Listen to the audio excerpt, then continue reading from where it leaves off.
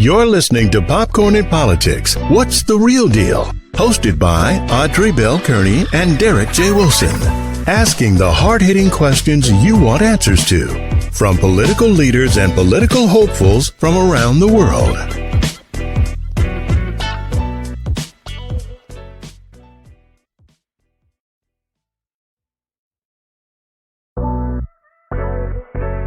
Always happens. I always forget to cut the video off, right?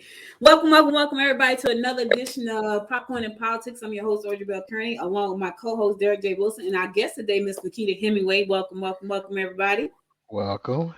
Thank you. So listen, we're streaming live right now. We're streaming live on Facebook, LinkedIn, YouTube, Twitter, Roku, and American One Radio. So we're all over the place. American One Radio. Thank you to American One Radio for streaming us live. Happy to be here with you guys. Happy to partner with you to bring you some great community leaders and talk about the things that are important to us in this week. So we got Nikita here, who is actually running for office. But I got to tell y'all, the big talk this week is all about redistricting and, oh my God, drawing lines and erasing lines and just doing some crazy stuff. So thank you, Nikita, for joining us, first of all. Thank you for having me. Excited to be here. Thank you. So, listen, let me just start out saying this. We were together yesterday, Derek and I. We was at a function for Brian Whiteside, who is running for re-election for Solicitor General here in Gwinnett County.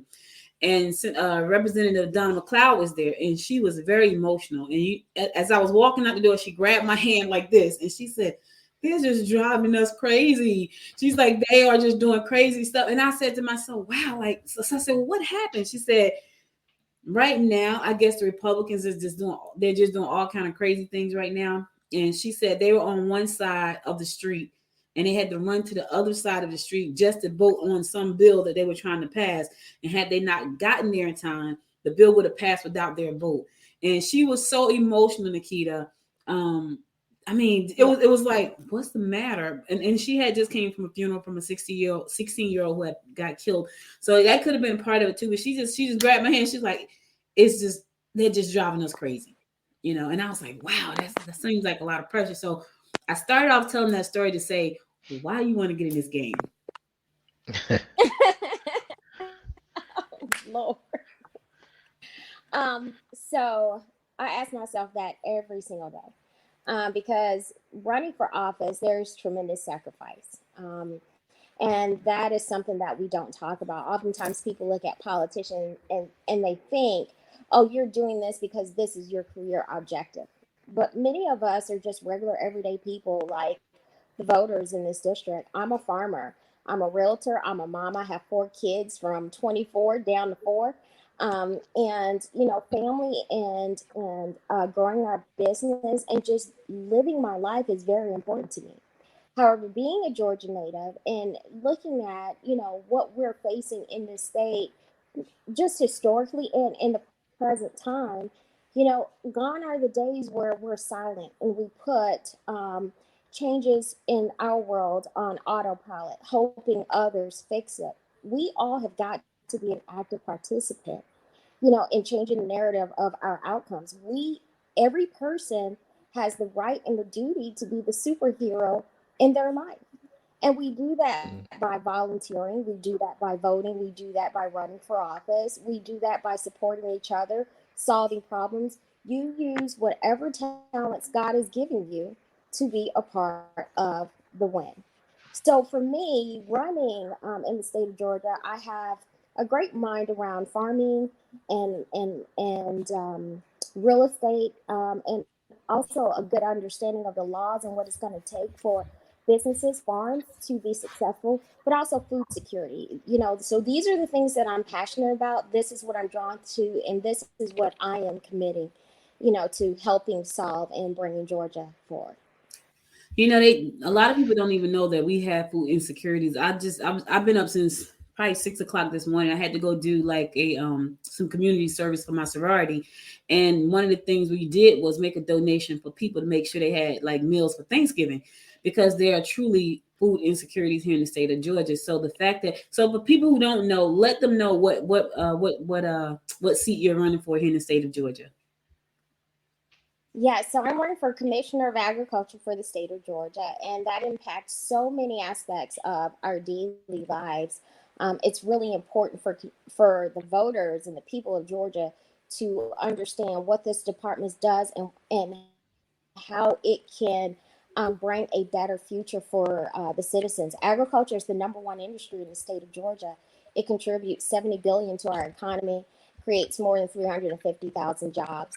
The Department of Agriculture mandate controls grocery stores, fuels and measures, your pets, animals, consumer affairs, all of produce that's you know is cultivated in Georgia, but also manufactured foods that are here. So it's a really, it casts a wide net as to what it does, and most importantly, anything that you can look at that keeps your life running, its origin starts in agriculture, especially here in Georgia. I have a question. So I'm looking at your website, which is nikitahemingway.com. Uh, how many what's the percentage of women that are in farming here in Georgia, and would you happen to know how many of them hold leadership in throughout the state? Yeah, so women make up a great majority of the farmers. I'd say close to 30% of the farmers in the state of Georgia are women, and less than 1.5% of them hold leadership positions. Now, don't hold me to that first number because I don't have all my data in front of me. But it says a 34%. lot Yeah. about how we think about it's 34%. Yes. So Yeah. a lot about how we think about opportunities in the state of Georgia and who is actively involved. Women have been in agriculture since the beginning of time. My heritage starts in this state, and we've been able to trace my ancestry back to the first slave, which was Sack, who was a woman who came from Africa and who was a farmer. She was a rice farmer. So Mm. having women involved and having a seat at the table is very important, but also having representation from all aspects of agriculture is important. Yeah.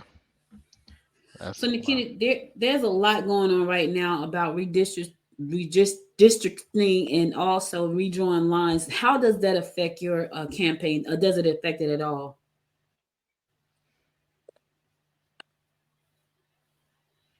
Uh-oh, I think So she's it broken. doesn't Okay. affect my campaign, but what it does affect is the. Oh, can you hear me? You're Yes. breaking Yes, up a we can little hear you. bit. Hmm. Okay.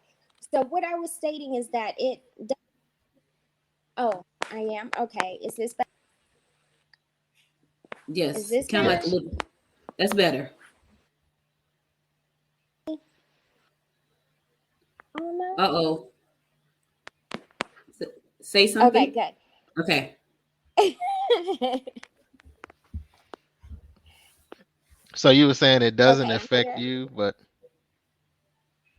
Okay. Raise there isn't a direct. It Uh-oh, does we having some. affect the citizens of Gwinnett County, and it doesn't matter what side of the aisle you are on. What matters is that you're heard. It doesn't matter what your personal demographics are. It matters that your voice is heard. And I think that's the one part of the conversation that people don't want to have. You know, Representation, anytime one party majority, it is not in the greatest benefit of the people. We've got to create balance. The way the Republicans are going about doing what they are doing here in Gwinnett County is completely wrong. However, where there's only one party that is a majority, you freeze out the voices of others. We got to what it is are completely wrong. And maybe motives behind all of this is completely wrong. But at the end of the day, it makes us no better than them when we can acknowledge that everybody needs to be heard, which is to no one is fairly represented. There never needs to be a majority. So that's my perspective. Well, and I agree. Like we all have to think about the people that are involved right now, and I think, I've always said this too. Like I have to think about the people. When I think about um and this, there's a gentleman who hit us up there. He wanted to be on the show. He's like some kind of psychologist about why people vote the way they do on the psychological level. And so we're probably going to get him on the show, because my thing has always been, despite party lines, what is it that you need? You know what I mean? What is it that you need for your family? Like 99% of us are not in the 1%. We're like in the 99%. And it always baffles me about, when people go to vote, are you not voting for the needs of your family? Are you just voting based on belief? Derek talked about something really interesting. I don't know. Did we talk about that on air when you were saying that in Texas, a lot of Mexican voted Republican? And I'm like, why would they do that? And you can't explain. Was that us talking off air or on air, Derek? Well, that was it was off air, but it was an article that we posted. And let me correct you, is a lot of Hispanics I'm sorry, that Hispanics. yeah, because as we all know, Hispanic are, is more than just Mexico. But that particular article was talking about Hispanics in Texas because have been voting Republican, or the trend is they're voting more Republican. It's because the Democrats have been focusing on immigration issues and automatic and putting it in Spanish and automatically assuming that all Hispanics in Texas are immigrants.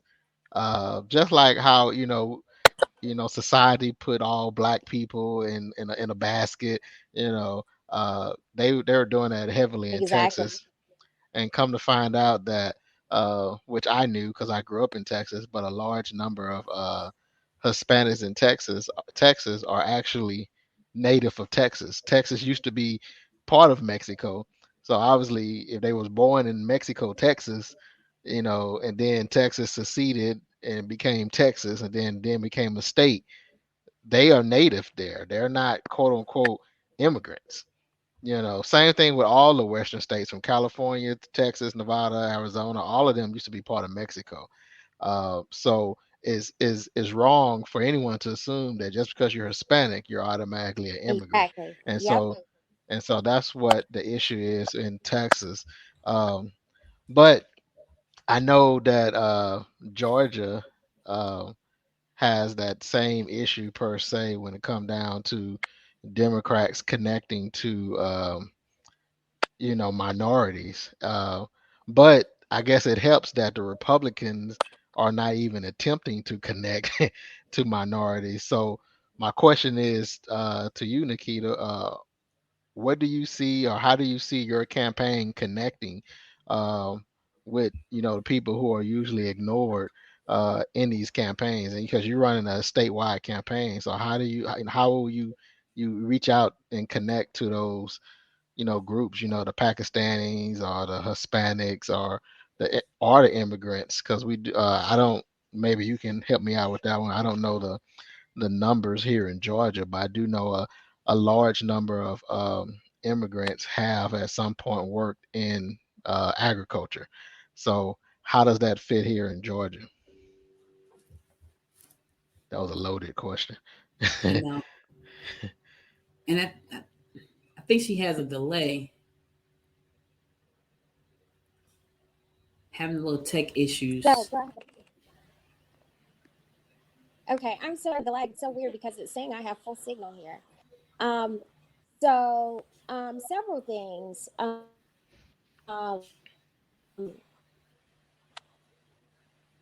Let me start with something we state an extremely, which is the fact that we are not single issue voters. And I think Right. sometimes in the spirit of politics, people forget that voters are real people. We're all multidimensional. I'm African American. I'm a mother of 40s, and I like gardening, farming, and and trading seeds. But I'm also a tech geek, and and I'm very much into innovation, and I worked in the tech sector, and I'm very much in the finance and individuals, and I think that's where our parties and politics get it wrong. when you're talking about farm workers and farm workers' rights, the image that is often drawn is that is a connection to an immigration issue. But what people are not realizing, especially here in the state of Georgia, is that most farm workers in rural parts are American citizens that have 9 to 5 jobs who are not earning livable wages. And so they go and moonlight at farms picking tomatoes, picking blueberries, just to make the additional money so that they can provide for their families. It's still not enough. So the messaging is not about what we think people need. It's out and doing exactly what they're at. Not my narrative of what should be. It should be Nikita Hemingway and any other politician getting out here, talking with you what it is that you want this position and this job, and that should be the message. That is. I agree. We do that, especially as Democrats, we will see more voter turnout. We will advance the cause and better for people. So.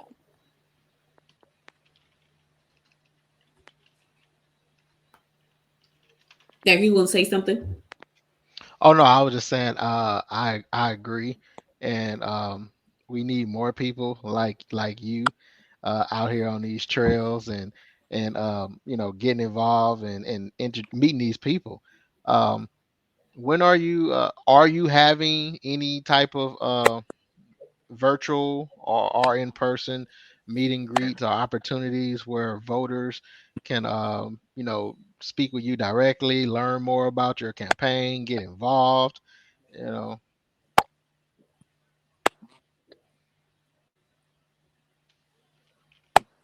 Uh-oh. So we're actually, oh, can you hear me? Yes. Here for next year. And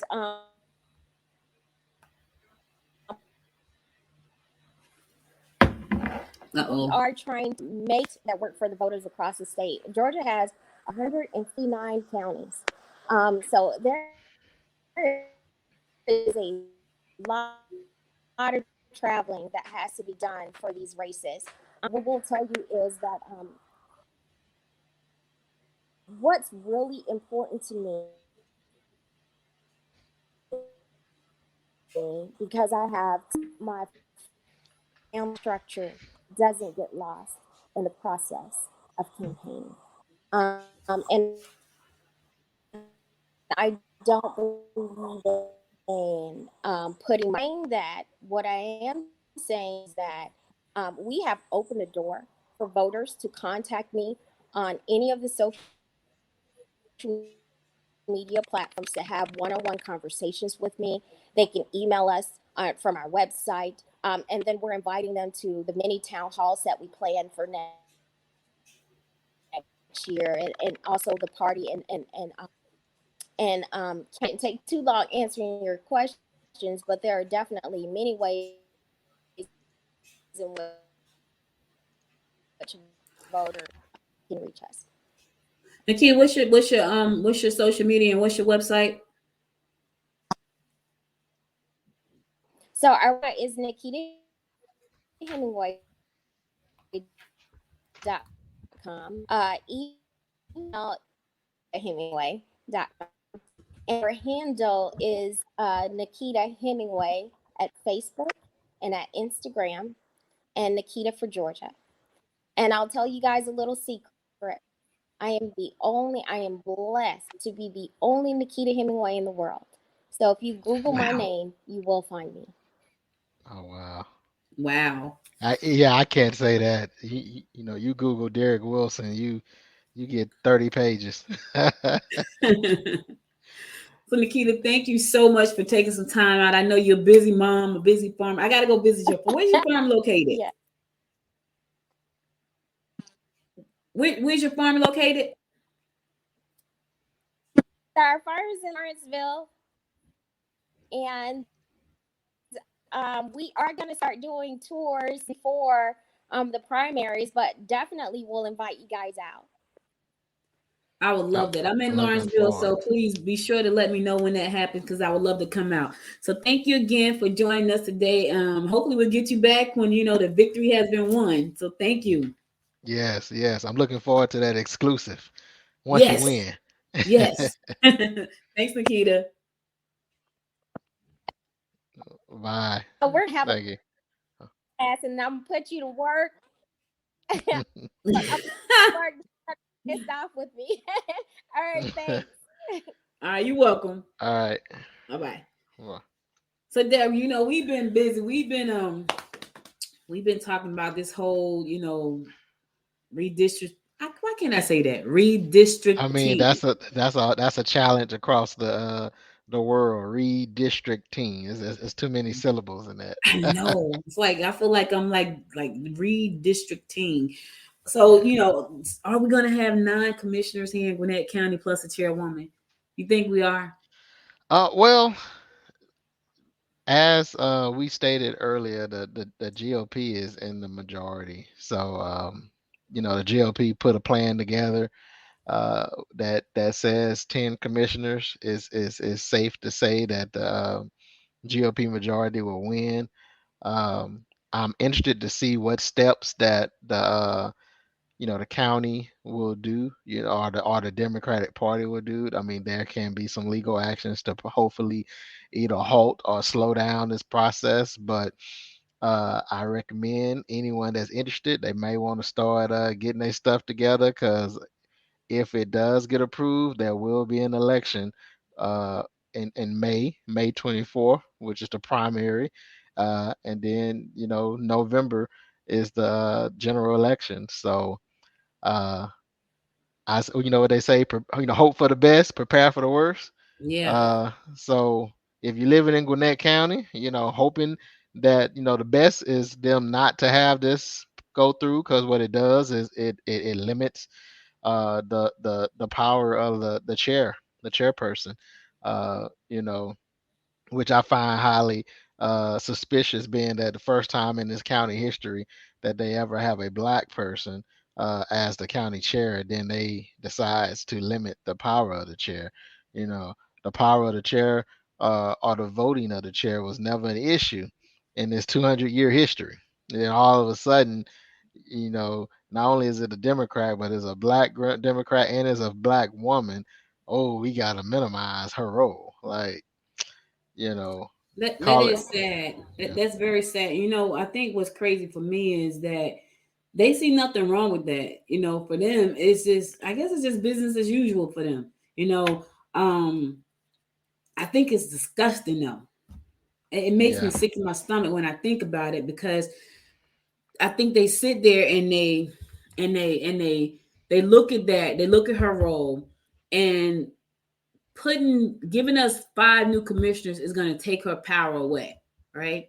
That's like a slap on the face on both sides, and I think it's disgusting. And so, my question is this: why is it that we can't do anything about the way they do things? Like if they bypass like the protocol or how this should have played out, they bypassed that. They just did their own thing. And you and I talked about this off air, but maybe you can share with our viewers. There was a protocol that should have been followed to make this happen, and they bypassed it. And then there's nothing that we can seem to do about that. Why is that?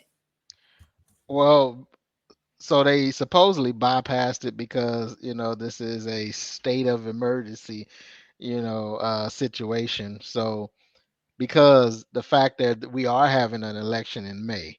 So, in order for these maps, as far as for the county commissioners as well as the school board, in order for the maps to be accepted and go into place and then, move forward, it has to be done now because of the elections in May. If they make, so one goal is to make the school board nonpartisan, which election is in May. Nonpartisan elections are during the primary elections, which are in May.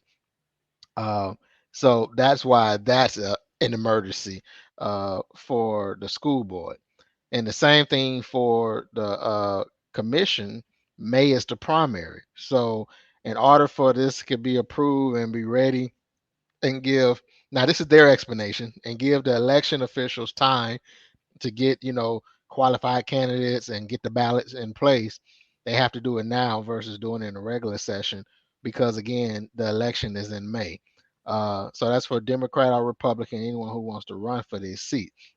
The interesting thing for me is, um, I've always was inactive in organized sports or anything, and one of the things you're taught in youth sports is when you cheat, karma can always come back and bite you.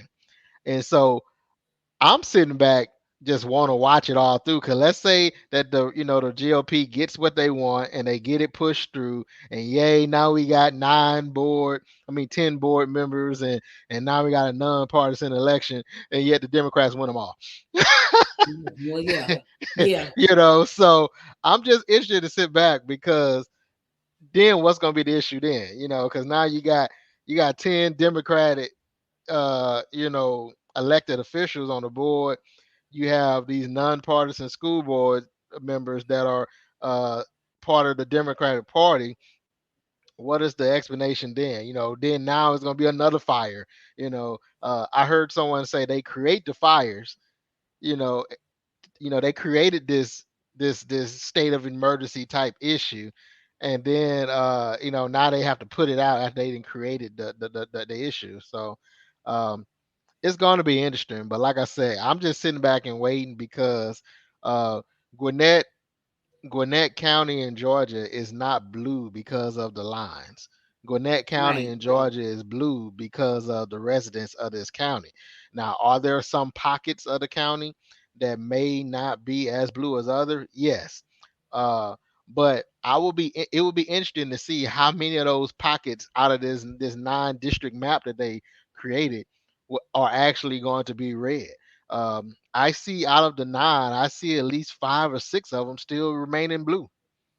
Mm. So, regardless of the map, I still think that Gwinnett County statistically from 2016, 18, and 20 has been trending blue. 20 it was blue for Hillary, and then in the midterms it was blue. That was Stacey Abrams.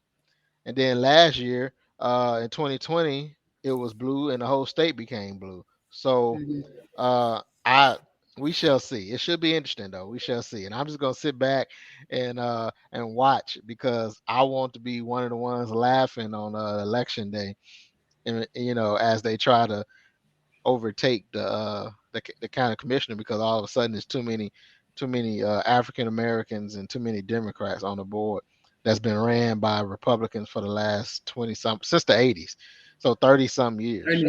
30 some years. Yeah, so that's interesting. Now we're in the state of emergency because we got Negroes and Democrats in office. Yeah, which is crazy. I mean, you know what gets me though? They just don't have a conscience though. They don't care. Like they don't care what we say. They're gonna do what they want to do. And let me say this. I have a conscience, right? Yeah. I'm gonna speak for myself. I have a conscience. And I think there is nothing I can do in good conscience, knowing that it's going to destroy somebody's life or destroy their livelihood or destroy their community. In good conscience, I can do those things. They don't care. It's No, all they about don't. power They grab for them. don't. It's all about the power. Like they want to have all this power. Like, and I don't why. And plus, they love the uninformed voter. Because I think we spoke on this. I don't know if it was online or offline, but a lot of the poor white people that supported Trump didn't realize that they were voting for a person that was detrimental to their livelihood. You know, when the Republican Party saying they want to scratch um, um, food stamps and other services, not realizing that 85% of the population that are on food stamp are Caucasian. In the argument, oh well, that's because Caucasians are number one in number one largest population in the country. Regardless if you're the largest population in the country or not, you're the largest users of these benefits that are being cut. And when they got cut, or when they start cutting of the Affordable Health Care Act, as they call it, the Obamacare, they still, some of them came to the light and was like, well, whoa, wait a minute, these are affecting me. But a lot of the uninformed voters continue to vote against their better, their, I ain't gonna say their better judgment, but against their livelihood.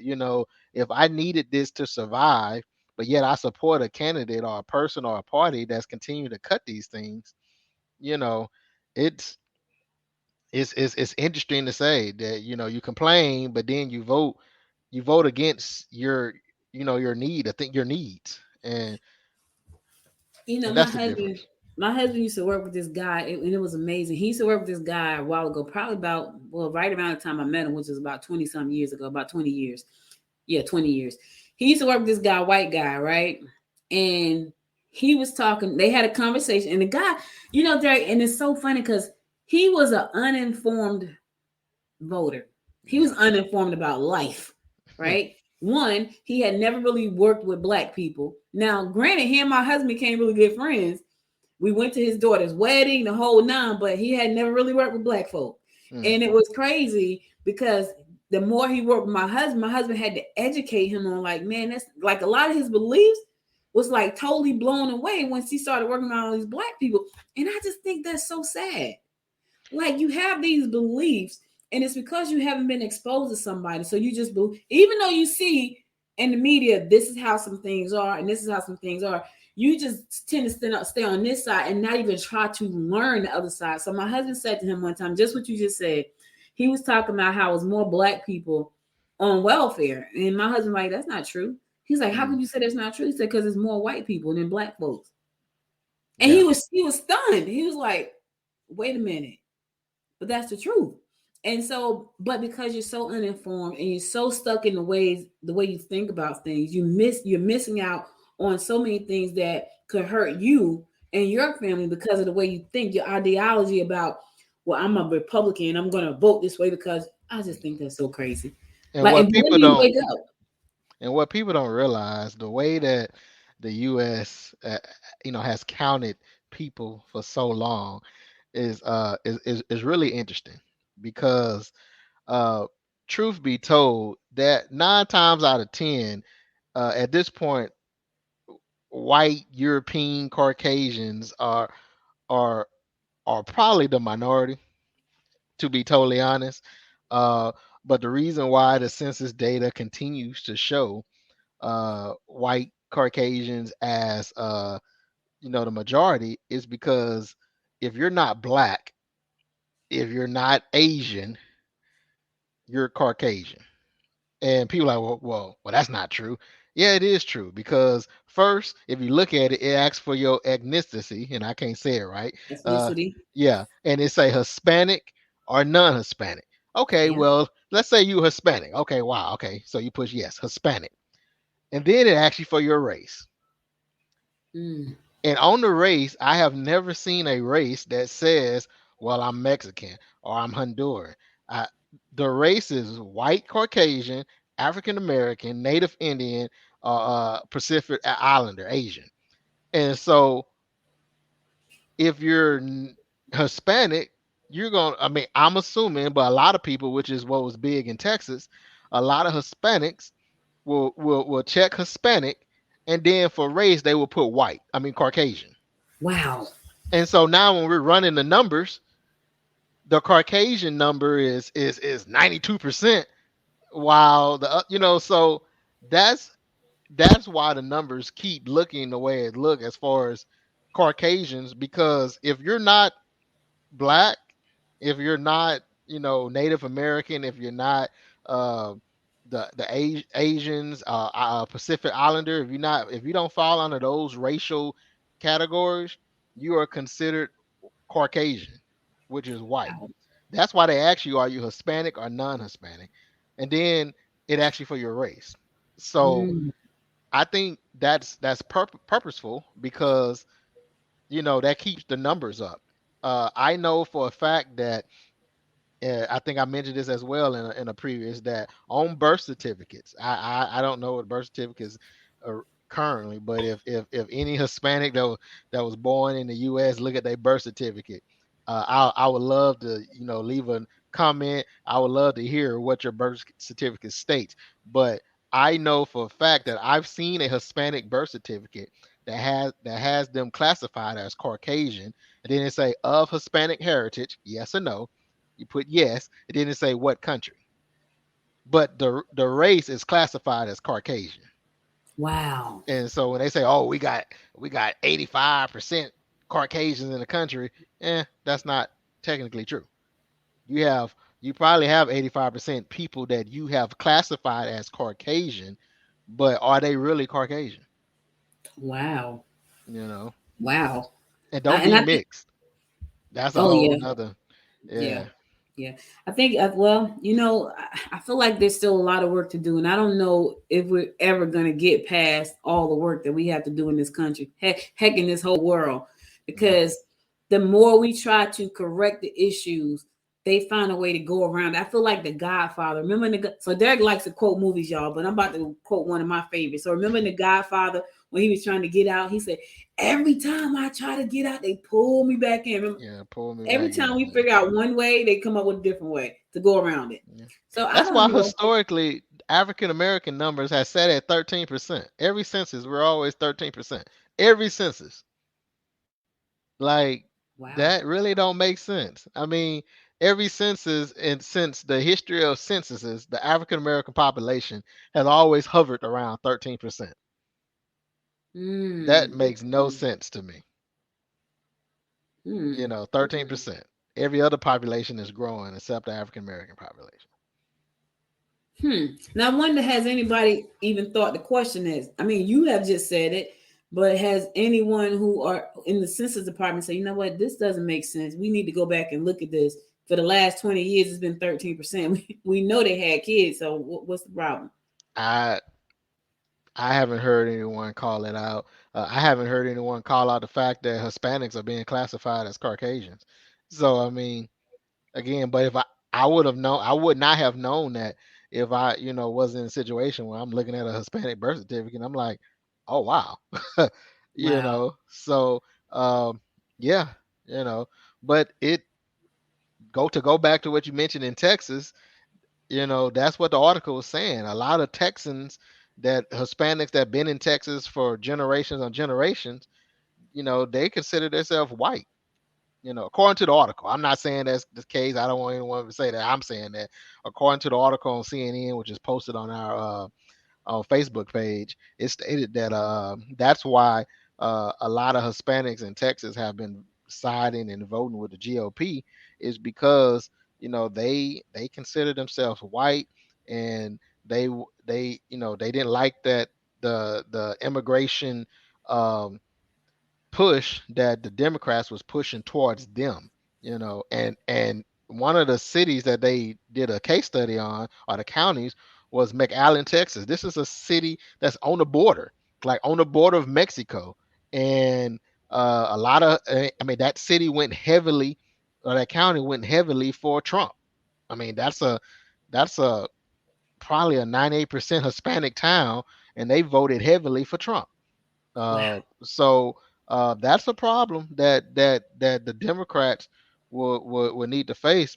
But as I stated before we went on air, that this whole redistricting thing is like is a nationwide pandemic, to say, so to speak, when it come down to the Republicans are just, I mean, they see the writing on the wall that, I don't want to be cliche and say the blue wave, but they see that Democrats are picking up steam. Trump was very detrimental to their party, although some of them don't want to admit it. They feel like Trump is the savior of the party, but uh, if you look at the movements that they're making, uh, if you feel like your party is strong and you feel like Trump as your leader, you wouldn't be doing the things that they're doing across the country in these redistricting. You have Supreme Court judges in states like Wisconsin that are throwing out maps, GOP maps, saying that they are unconstitutional. You have the Democrats suing GOP leaders in South Dakota. I mean, you just go down the list in Utah, uh, in Virginia. It's just, if you feel like your party is strong, you wouldn't be doing you wouldn't be gerrymandering these districts in order to benefit your party more if you already feel like you're in a safe space. But Derek, here's the thing. So Trump was detrimental to the party, but he's coming back. He said. Now, what I read yesterday was that Pence is going to run against him, and in the meantime, Mike Flynn is saying we should all have one religion. Like I'm like, what? Oh my god! It's like So I don't know. Last week, they was in Dallas waiting for JFK to show up. Help me understand. Like I feel like I don't know. I don't know. I'm trying to understand like the politics and listen.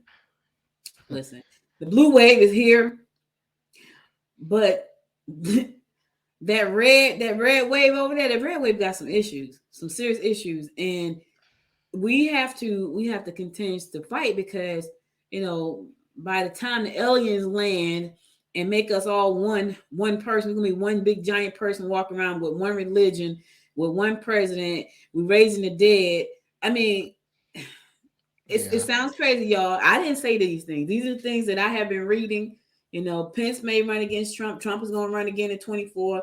Mike Flynn is going to be the vice president once JFK come back, and then he's going to have one religion that we all live under. I didn't say this. It's out there. It's like truth and honor and facts no longer exists. No. And that's sad. I grew up, about to tell my age. I grew up in the 90s, and as much, and so I grew up in the 90s. So I remember the whole Clinton administration, and I remember Newt Gingrich and Ken Starr and all that, how that played out. And then I remember the Bush and Gore situation. But then, at that point in time in my lifetime, I felt like that, Bush was like the worst we can get when it came down to presidents. And I'm from Texas. Bush was was the governor of Texas, and we was like, y'all really want him to be our president? Like he's doing a horrible job here in Texas as far as, to the residents of Texas. Texas businesses were booming, but we as the regular people were struggling. And so I say all that to say is, I would beg for Bush to, for Bush, like when Trump was in office, it was like, give me Bush back, and it's bad when you have Republican former presidents. H.W. Bush and W. Bush did not support and does not support, well, H.W. has passed away, but W. Bush does not support Trump at all. You have Republican former presidents that come out publicly to say, nah, not supporting him. Colin Powell, General Colin Powell, that passed recently, he didn't support Trump, and everybody know that General Powell was a Republican. Yeah. So it's like, it's at some point, I have a real good friend that's a Republican, and I mess around with him, joke. He's older than I, but I mess around and joke with him, and but he makes it crystal clear he does not support Donald Trump, and I be like, well, you can't be a Republican, and he be like, oh yes, there is a difference, but Trump said it himself that if he ever ran for president, he would run as a Republican. Yep. And everybody knows that up until he decided to run for president, Trump was a Democrat. Trump supported Democrats. He was at all their weddings, and all of them was at his 5 weddings. That's an exaggeration. I think he'd been married 4 times. And so it's like, it's just amazing how a person who was quote unquote Democrat publicly and then switch over to Republican Party, talk all this crazy hoopla, and becomes the president. Now he's the leader of the party, and it's like, I tell everybody, this feels like that Eddie Murphy movie when the 2 billionaires had a bet for $1. I can't think of the movie it is right now, but it's when Eddie, what the bet was, they take a homeless person off the street, and flip his life with the white. Oh, I can't think of it What's right the now. gentleman something? No.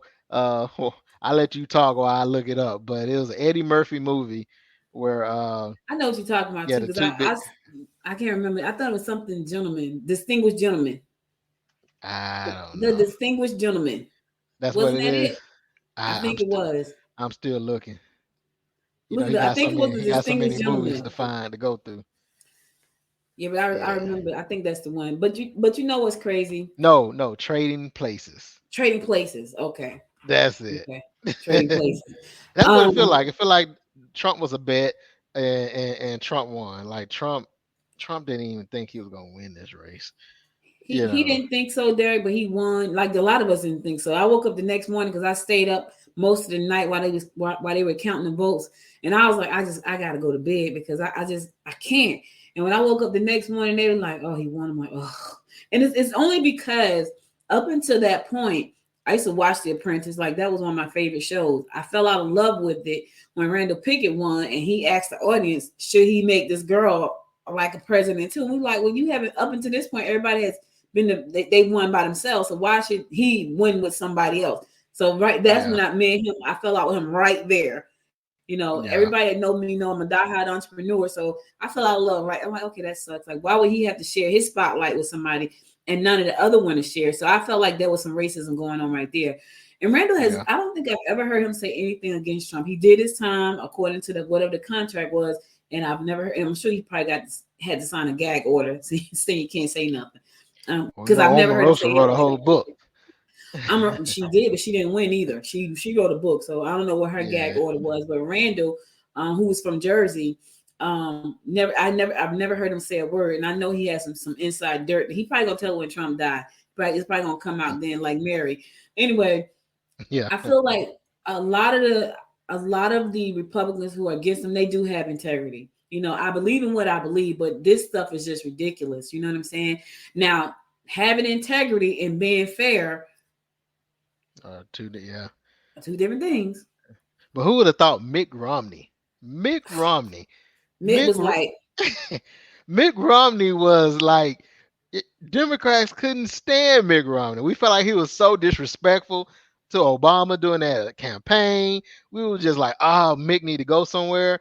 Who would have thought that in 8 years later or 4 years, 5 years later that Mitt Romney would have been the the the person that the Democrats were like, y'all need to, listen to this man. right, Yeah, listen to this right, man. right. Mitt Romney, John McCain, like these are people who, well, John McCain has always been on the up and up. We can give him that. But these are people who we've always, as Democrats, was like, oh no, we don't. And these are the ones that sounded the alarm. If it Right. wasn't for John McCain, Obamacare, or as they call it, the affordable health care would have been completely destroyed. John McCain was that one vote that voted against it that shut it down. He came from the hospital to make that vote. Mitt Romney, I can't think of her name, but Dick Cheney's daughter, Liz Cheney. Liz Cheney. Like these are names that have been in the politics, in the political arena for decades as staunch Republicans, and they're like, not like, nah, he does not represent me, and we need more of those. And I really feel like if the Congress were to be hardcore as they would have done if it was on the other way around, if it was a bunch of Democrats that stormed the Capitol and all this and that, a Republican Congress would have expelled those supporters, those elected supporters. It would have been jail time and fines. I mean, they're coming, but it's like some of these fines and jail times are so minute. Like you get more time for a traffic violation for some of the things they get. I want to even bring that back locally, Raffensperger. I mean, he was like, listen, the presidency was fair. He took a beating for that from his party. Yeah, He's he's still taking a beating. Him and Kim. That's the only time I would mention something good about Kim. But I mean, they did stand up for the integrity of the election because we Yeah. all know that this could have been a Florida 2020 where Yeah. where it's interesting that the brother of the president of the candidate is time to be the governor of that state, and that's the state that caused the anywho. Uh, Right. but yeah, it could have easily been a Florida 2000. You know. So we got to give credit what credit is due. They did, like, the ones that have stood up and said this is right. Now, we got to give them credit for that, because they could have voted with everybody. They could have walked that line with everybody else and just looked crazy. Me personally, Derek, I'm not walking with you looking like a fool. I don't care who you are. And so that's just me. Because I feel like I have my own, like, I have to live when you're gone and it's over. I need to be able to get up in the morning, look in the mirror, and say, I still like you, Audrey. I guess that just don't matter for a lot of people. Like I don't get it, and I ain't trying to get it. Like, we just got to figure out. It must didn't matter too much for Kellyanne, because I don't see how she can look in the mirror. And then I felt like all the leaks was coming from her, and they trying to figure out where her husband was getting all it, like pillow talk. She was telling her husband. She was giving her husband all the information. Honey, you can't tell anybody this now. I'm just telling. Don't say anything to anybody. Like, I ain't gonna say nothing. I'm not gonna say, Kelly, go and tell me. I ain't gonna say nothing. That's what he was telling, right? I think that was her way of trying to deal with her conscience by allowing her husband to be the, But how stupid does that look? You as a wife at a job and your husband publicly bashing your boss while you going to work every day. Because I think for some of them it was a chance to be in the spotlight. It was really like a chance to write their own check about things, right? Yeah. Especially if he had did some really great things and he was well liked, but he wasn't. So right. He wasn't well liked by a lot of people. He was liked by his party, by his people, his followers, his group, but there were a lot of other people who didn't. So when you think about some of the people, because even Omarosa, I was like, really? Like, why, lady? Why? Yeah. It was all kind of speculations. I mean, but Ben Carson, oh my God. Oh, like even now, right? Herschel Walker. Yeah. I shake my head. All I can do is shake my head. With the election next year is going to be one series to watch, and we got to see what's going to happen when it's time to go to 2024. On a local level, we got a lot of stuff we got to try to figure out how we're going to make things happen with what's going on with Gwinnett right now, with our commissioners, with the Board of Education. If you guys have seen, and I got the video, I don't know if I want to release it though, because she was really like just very emotional. And what she said to me was, they are trying to make us crazy. And I was like, what? And so it's just a lot going on. You know what's crazy, Derek? Behind the scenes, like when you see the representatives out in public and stuff, they're out there fighting for you. They are fighting. And here's what I found out just yesterday. Trust me when I tell you, it ain't no big money involved when they're out there fighting and taking the beating. Let me say that. Like, literally, you can spend all the money in gas every month that they get. It's crazy. Yeah. And I said to Derek, is that all they making? He was like, yes. Yeah, I was like, oh my God. Life threats to their lives and things like Karen Watkins from the Board of Education, that she was in tears yesterday. Yeah. And she was saying how, Solicitor General Brian Whiteside made sure that he got protection for them, and that's scary, because you take a stance to help our community better, and then people want to take your life, they want to threaten your life. But right. She gave Brian his flowers now, because she said without his input, who knows what would have happened. So she and Donna both gave, and a lot of our DA gave Brian his flowers, and Travis Gatson gave him his flowers. But that goes to show you a man of integrity and a man who said, you know what, I'm gonna do what I'm gonna do. I'm gonna say what I'm gonna say, and that's gonna be it. So there are a lot of community leaders who get up there and they sacrifice a lot to help us. And there are people who don't like what they're doing. Some of them don't even know why they don't like it. They just don't like it because it's got a big D in front of it, or it's just nuts. But and it's amazing when you get into those private moments, and those, I feel like those are the times where these elected officials are more real, more down to earth. Their guard is down. And yesterday, even I was taken aback, and I'm around elected officials all the time. I was surprised that one in particular, I mean, wait, two of them, but this one in particular started like she was crying over the amount of, not even the pressure, just how frustrating it is to be in her position, and then how the GOP are just trying blatantly racism, blatant sexism, blatant any other isms that you can think of, and how frustrated that she was, that she started crying, like, and Not once, but twice, y'all. yeah. And so it's like, and now mind you, this is not a public thing where she was like, oh, there goes some cameras. Here, let me, let me start crying. This was a intimate conversation amongst friends, and she was like, y'all, this is serious. Yeah. Not to mention that, then, the death threats, and like no one, I mean, I've been in that position where I volunteered to run for office. You don't say, hey, I want to run for this office so someone can kill me. Right. Or so I can get some death threats. You're not Right. nobody unless you get some death threats. Like, Right. no one volunteers for that. And then to get those, I mean, it's It's crazy. unnerving to think about, Yeah, tell you the truth. It's it's unnerving to crazy. think about, especially when you got a family. And I could tell you that when those people ran for office, their whole family run.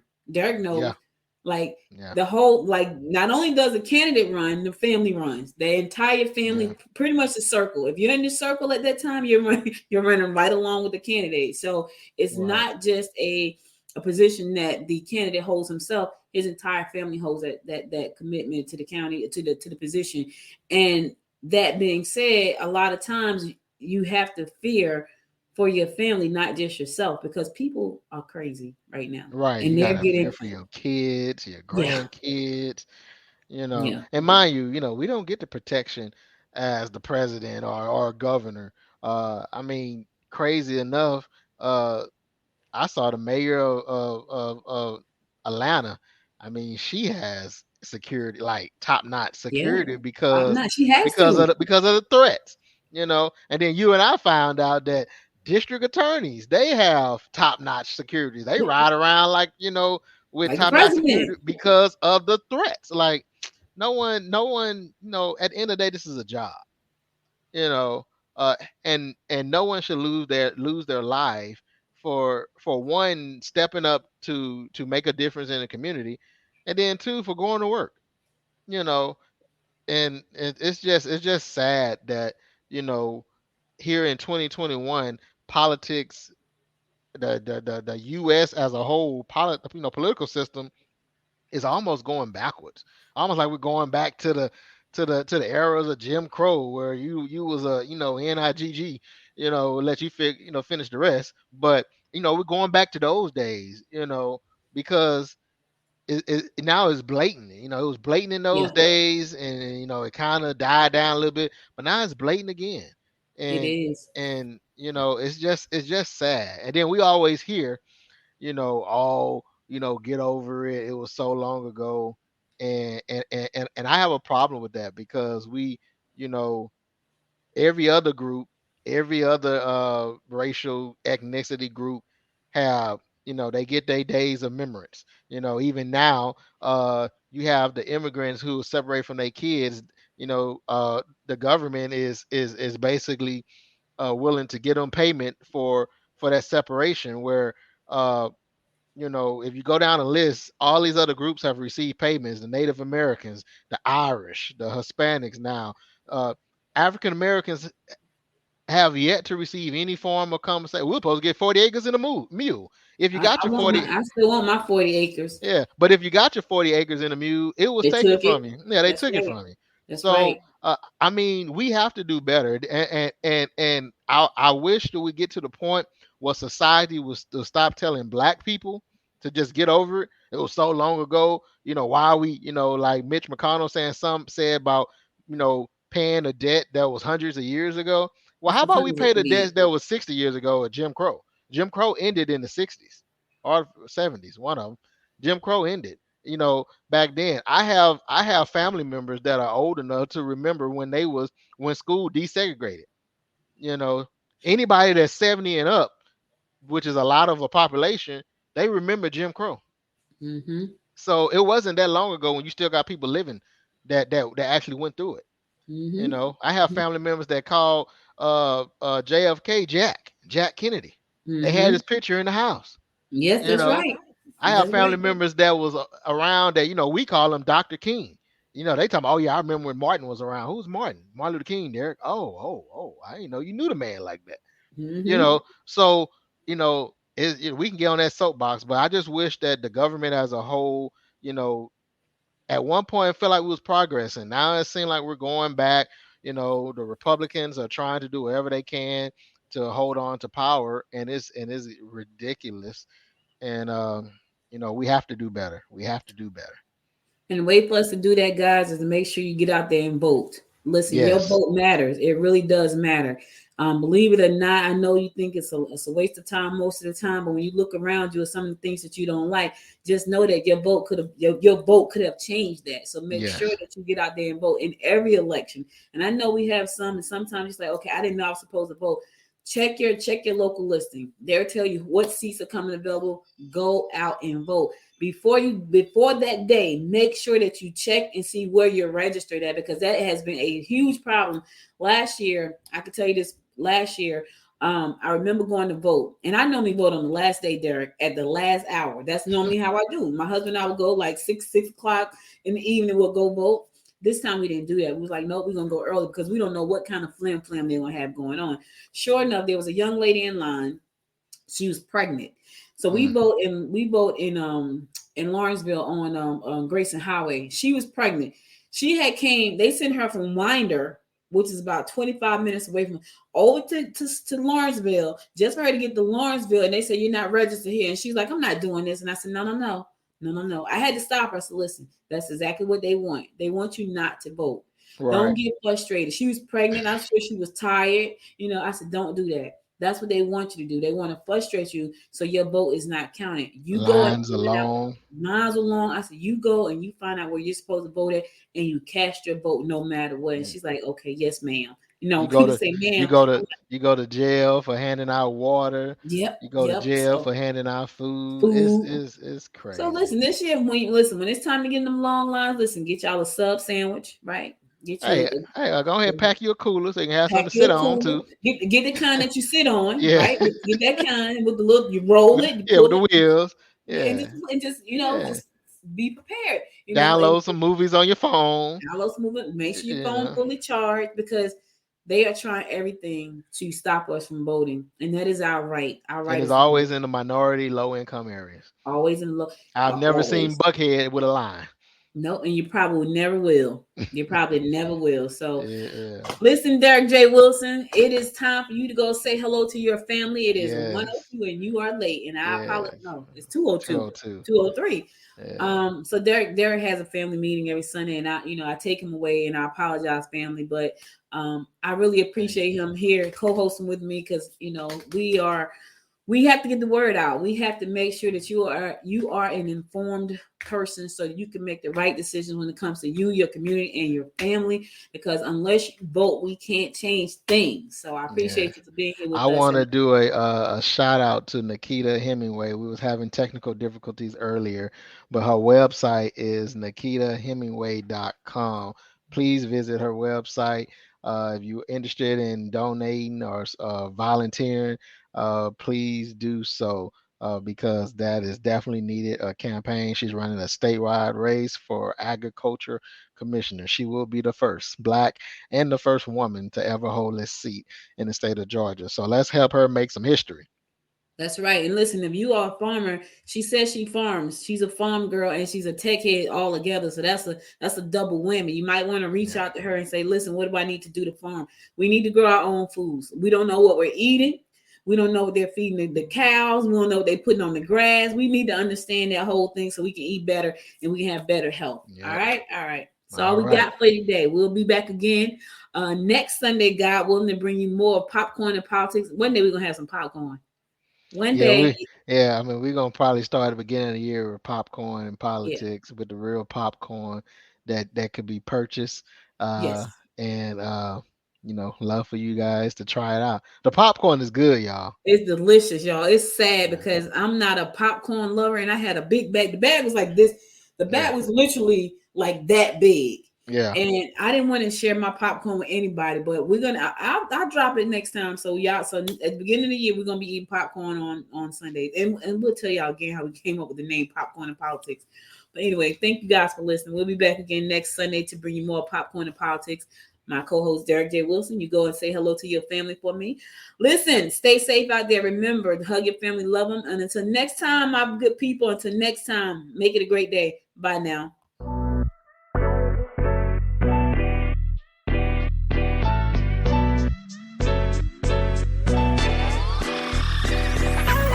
You've been listening to Popcorn and Politics. What's the Real Deal?